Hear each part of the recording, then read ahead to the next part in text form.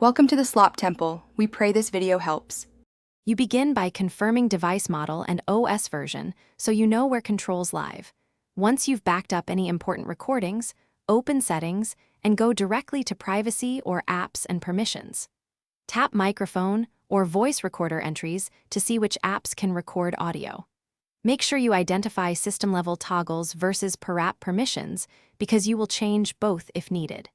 If an enterprise profile manages settings, note that you may need admin approval before changing recording permissions. Next, revoke microphone permission for every app that can record.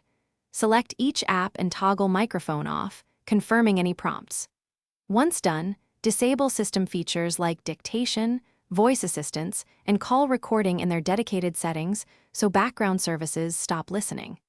Make sure to inspect accessibility services and any third-party utilities that request audio access and disable or uninstall them. If policies or MDM manage these settings, contact the administrator to finish by restarting your device to ensure permission changes take effect. Then test with a benign app to confirm the microphone is blocked.